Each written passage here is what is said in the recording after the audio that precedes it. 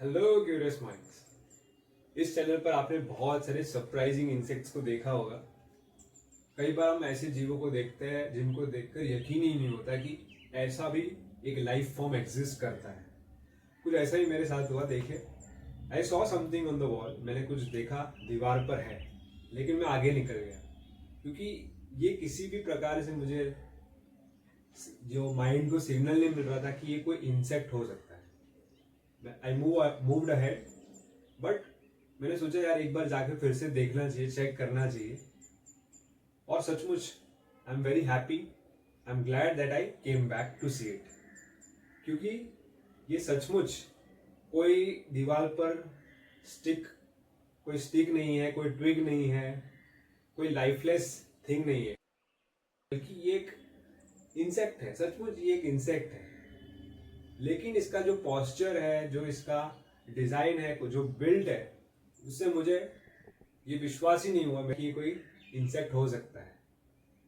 और आप भी समझ पा रहे होंगे, क्योंकि अगर हम दूर से देखें, अगर मैं कंफ्यूज हो गया तो बहुत सारे प्रेडेटर्स जो है वो भी कंफ्यूज हो जाते होंगे। और शायद यही इसका डिफेंस मैकेनिज्म है, जो इसका डिसेप्शन की जो कला है इसके पास, इस इंसेक्ट के पास जो कैमोफ्लेज की कला है।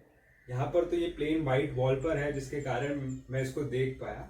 लेकिन आप सोचिए, अगर ये कोई जंगल वाला हैबिटेट होता, वेटलैंड, वाइल्ड लाइफ मेडो होता, तो क्या मैं इस इंसेक्ट को स्पॉट कर पाता?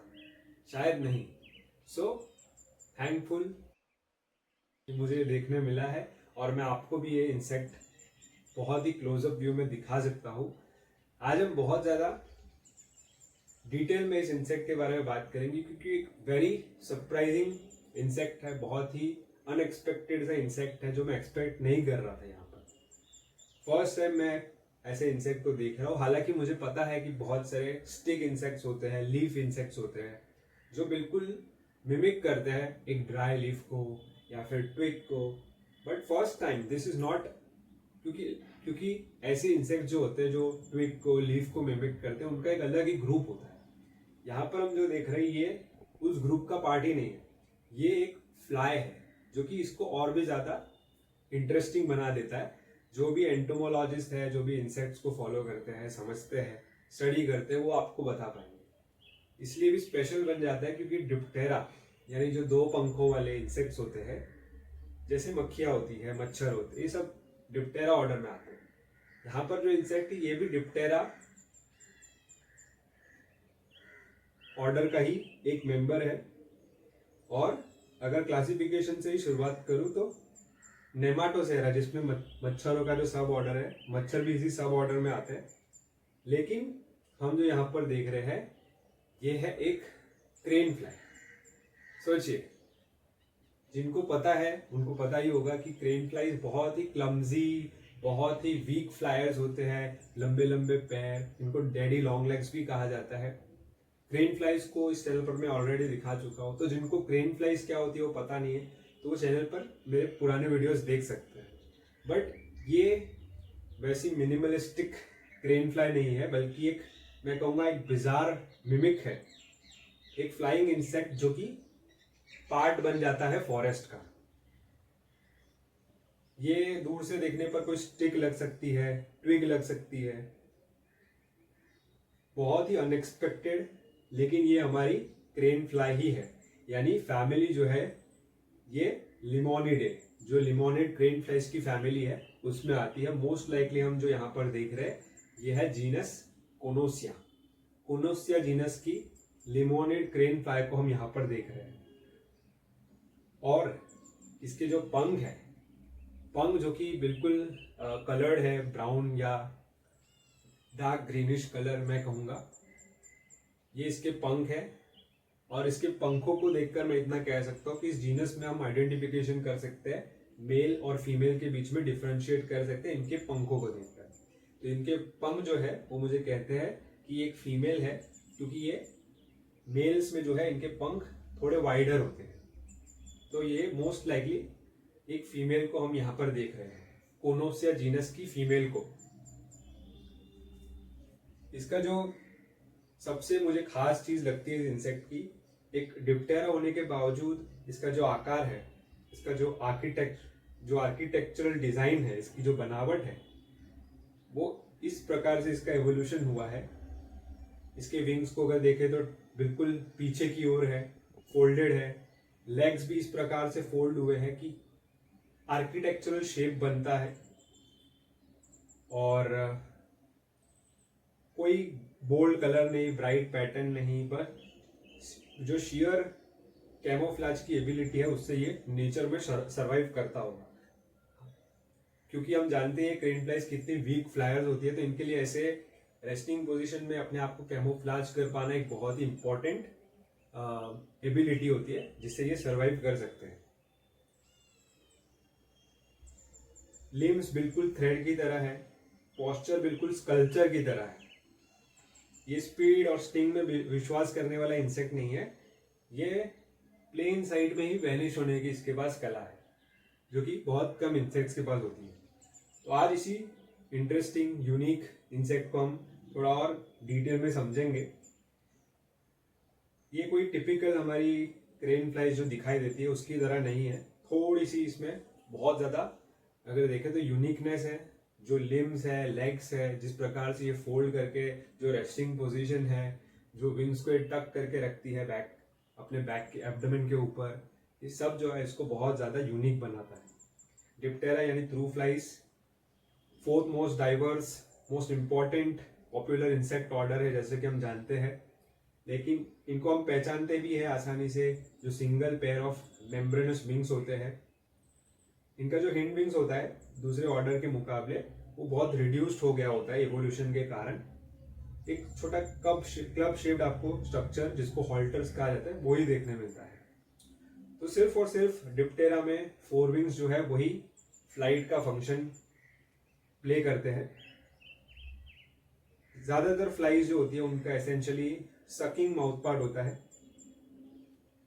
और बहुत थिन प्रोबोसिस कई बार देखने मिलते हैं, जो पियर्सिंग में मदद करते हैं। जो हम सब ऑर्डर नेमाटोसेरा देख रहे हैं, इसमें हम जानते हैं मस्कीटोज भी आते हैं, ब्लैक फ्लाइज आती है, मिजेस, gnats और भी ऐसे रिलेटेड फॉर्म सारे आ जाते हैं।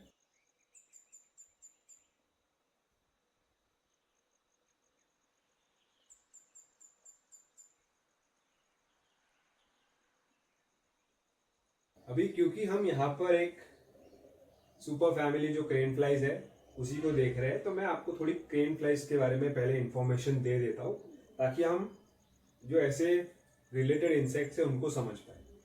फैमिली टिपुलिडे, जिनको कॉमनली क्रेन फ्लाइज कहा जाता है, ये one of the largest families है डिप्टेरा में। 14,000 डिस्क्राइब्ड स्पीसीज है टोटल दुनिया भर में। बहुत ही एक ओल्ड ग्रुप है डिप्टेरा के अंदर। बहुत इसमें डिराइव्ड कैरेक्टर्स हैं, बहुत सारे सिस्टर ग्रुप्स हैं इसमें। आप इसको कैरेक्टराइज कर सकते हो आमतौर पर जो टिपुलेट्स होते हैं। प्रिंसिपली जो इनके विंग वेनेशन है, एक वी शेप्ड का मेसोटोनल स्ट्रक्चर आपको दिखाई देता है, डेसीडियस लेग्स है, ओसेली नहीं होता, और इनके लार्वा जो है मोस्टली जो है वो एक्वेटिक होते हैं या फिर मॉइस्ट सॉइल, डीकेइंग वेजिटेशन में आपको देखने मिलते हैं। इनके लार्वा प्लांट्स पे भी फीड करते हैं, फंजाई, डीकेइंग वेजिटेशन पे, या प्रेडेटरी भी हो सकते हैं, छोटे स्नेल्स जैसे जीवों पर। एडल्ट जो होते हैं इस फैमिली में, इनको मस्कीटो हॉक्स भी कहा जाता है, क्योंकि ये मस्कीटोज पर फीड करते हैं ऐसी मान्यता होती है, लेकिन ऐसा बिल्कुल सच नहीं है। कई बार तो टिपुलेट्स जो होते हैं वो एडल्ट फॉर्म में फीड ही नहीं करते हैं, फीडिंग की इनको आवश्यकता ही नहीं पड़ती है, एक बार ये एडल्ट स्टेज में पहुंच जाए तो।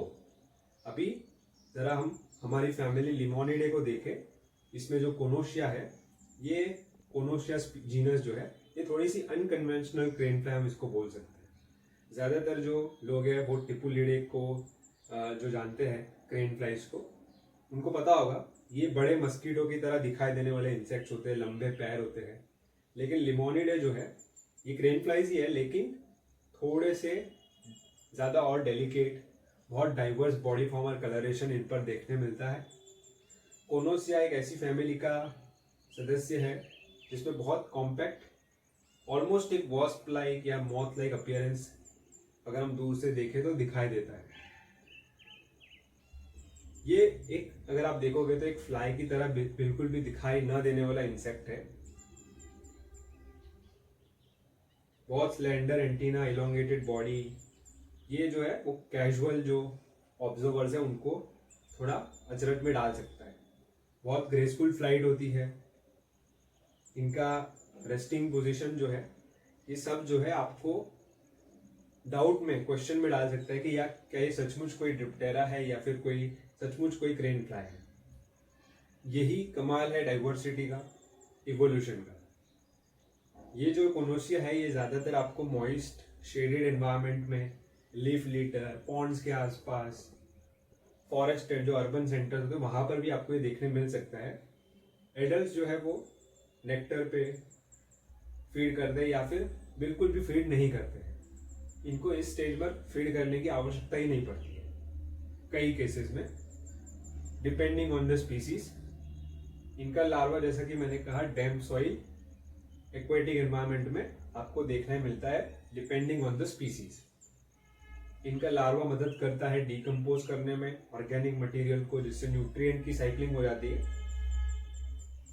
जैसा कि मैं आपको यहाँ पर दिखा रहा हूँ, ये बिल्कुल शाय और बहुत ही डोसाइल काइंड ऑफ इंसेक्ट है, बिल्कुल हार्मलेस।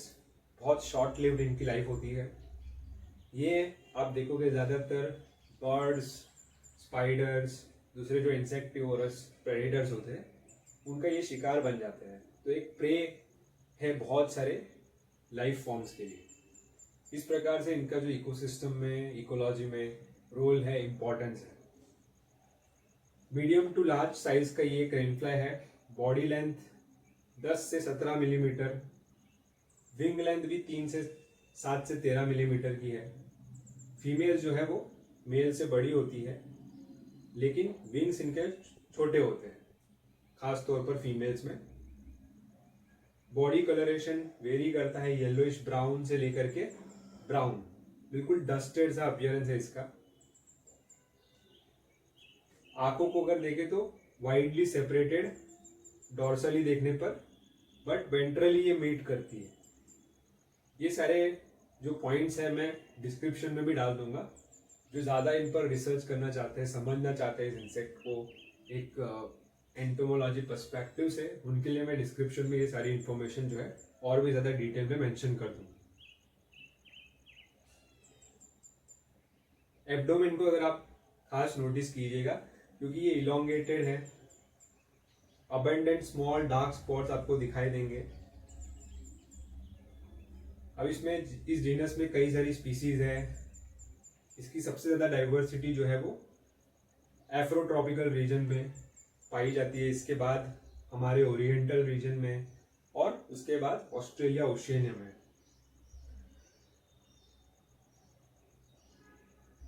मोस्ट लाइकली यहाँ पर जो हम जीनस देख रहे हैं कोनोसिया, इसमें भी अगर मैं और ज्यादा गेस करूं तो मोस्ट लाइकली ये कोनोसिया जो इरोराटा नाम की स्पीसीज है ये वो हो सकती है।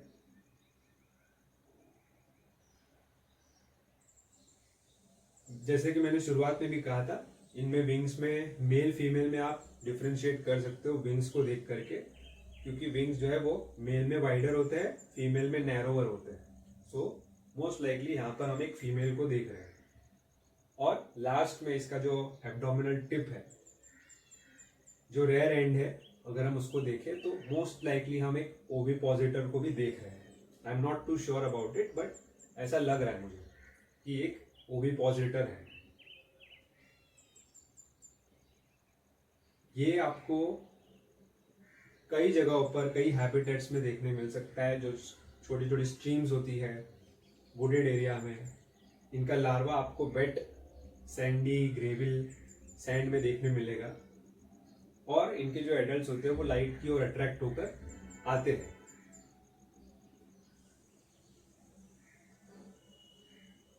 Wings tightly folded along the back, जिससे एक बहुत ही अमेजिंग पोस्चर बनता है, जिससे ये बिल्कुल एक टिपिकल फ्लाई की तरह नहीं नजर आती फर्स्ट ग्लांस पर। बहुत slander tapered body, subtle markings जो विंग्स पर है, कैमोफ्लेज करने में मदद करता है। लंबे पतले डेलिकेट से लेग्स है, जो कि कॉमन होता है क्रेन फ्लाइज में, बट जो पोज है इसका, रेस्टिंग पोजीशन है, वो बहुत एलिवेटेड रिजिड है, जिससे हमको एक स्टिक इंसेक्ट का भास होता है, या फिर कोई बग जो थ्रेड लेग्ड, कई बार हमने आपको दिखाया है थ्रेड लेग्ड इंसेक्ट्स, उसकी तरह ही नजर आता है। अगर दूर से हम देखें, अगर ग्रास पर अगर ये इंसेक्ट बैठा होगा तो एक ग्रास ब्लेड की तरह, ये स्टिक की तरह ही नजर आएगा। ये जो एंगल है, ये जो पोस्चर है, ये जो विंग्स जो फोल्डेड है, ये पोस्चर जो है कंसील करता है इनके इंपॉर्टेंट जो पार्ट्स है, जिससे बहुत सारे लोग जो है इसको रिकॉग्नाइज नहीं कर सकते एज अ फ्लाई। ये देखिए यहाँ पर अब हम नोटिस करें, इसके जो रेयर एंड को देखें तो एक पॉइंटेड सा टिप हमको नजर आता है। अगर ये फीमेल है तो ये एक ओविपोजिटर हो सकता है। इसके अलावा भी इसके कलरेशन को देखिए, ना सिर्फ इसका जो पोस्चर है, डेलिकेट अपीयरेंस है, बल्कि जो कलरेशन है वो भी इसको कंसील करने में, कैमोफ्लाजिंग में मदद करता है। ऐसे आपने कई सारे इंसेक्ट्स देखे होंगे जो बहुत ही हैरत अंगेज तरीके से अपने आप को जो है ढाल लेते हैं एनवायरनमेंट में, और आप उनके होते हुए भी आप उनको नहीं देख सकते, वो प्लेन साइड में ही इनविजिबल हो जाते हैं। यहाँ पर इसलिए मैंने एक वाइट बैकग्राउंड पे इस इंसेक्ट को रखा है, ताकि हम इसके जो पार्ट्स है, इसके जो फीचर्स है, उसको और भी अच्छे से देख पाए।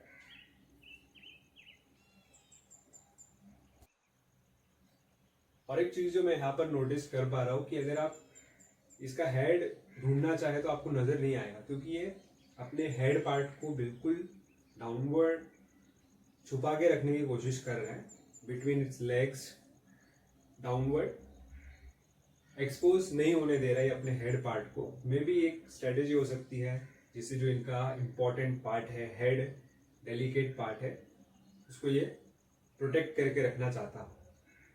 लेकिन मैं यहाँ पर कोशिश करूंगा थोड़ी विंड ब्लो करके कि इसके जो विंग्स है वो ओपन अप हो, और इसका जो हेड पार्ट है वो भी हम थोड़ा बहुत देख पाए।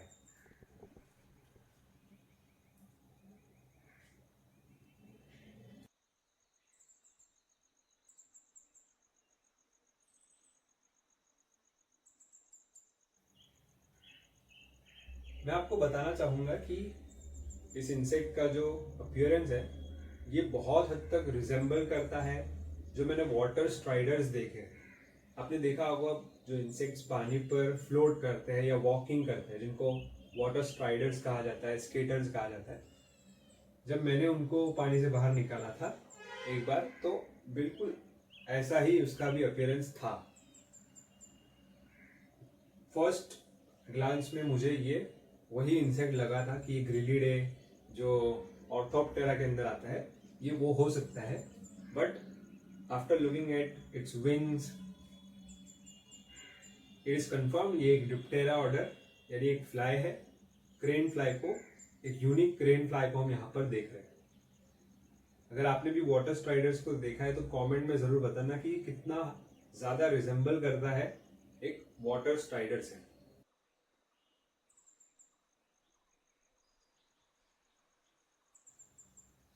Here I am not rushing to end this video quickly. आराम से हम इसके सभी बॉडी पार्ट्स को क्लोजली देखेंगे, स्टार्टिंग विद द लेग्स। आराम से आप क्लोजअप व्यू को एंजॉय कीजिए, क्योंकि ऐसे इंसेक्ट जो है वो बहुत कम दिखाई देते हैं, बहुत रेयरली हमें चांस मिलता है कि इनको पास से देख पाए।